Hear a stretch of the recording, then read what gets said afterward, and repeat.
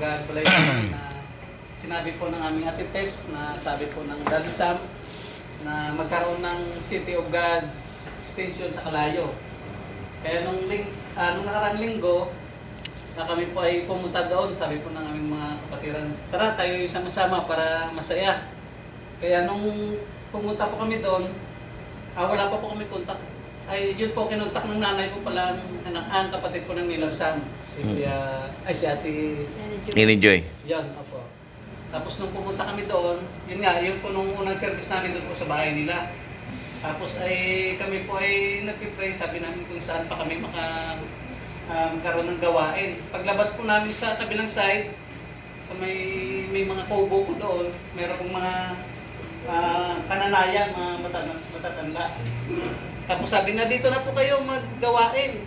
Kaya sabi namin, praise God, talagang doon po talagang ibinigay ng Diyos para kami po ay makapag-share doon, makapag-service. Kaya maraming matanda po doon, nakatambay, tapos may mga nagtatrabaho na mga karpintero, mga nagmamason.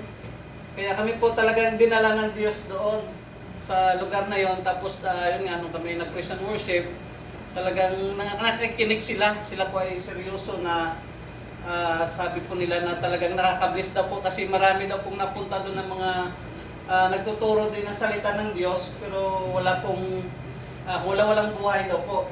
Dahil sa iba daw po yung tinuturo.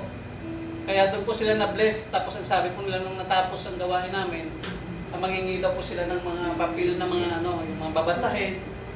Tapos yun po na talagang napakabuti ng Diyos kasi sabi nga nila, yung matanda doon sabi niya, dito kuya talagang marami pong nagtuturo dito pero ang mga tao dito ay talagang mga basic.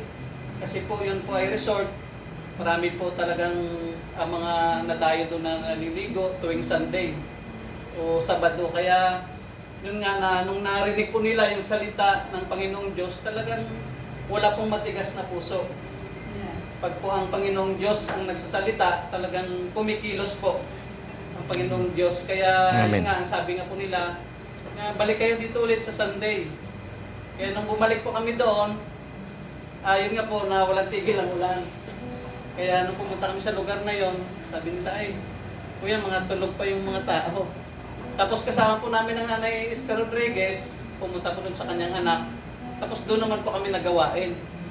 Sa kanilang meron po doon kubo na doon po kami nagtipon-tipon kasi po ay doon po ay sa court po kasi walang bubong po dahil sa kaya hindi pa po kami makapwesto doon. Kaya doon na lang po muna kami sa mga nagbahay-bahay na po muna kami.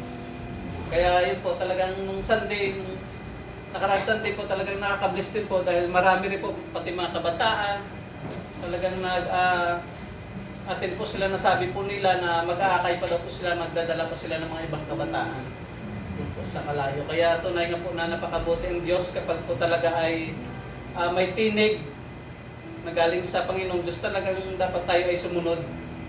Amen. Sabi po ng ating sabi niya, sabi daw po ng Daddy Sam na magkaroon ng extension service sa Kalayo. Kaya yun po, talagang God's glory po, nagkaroon na po ng City of God Kalayo po. Amen. Thank you.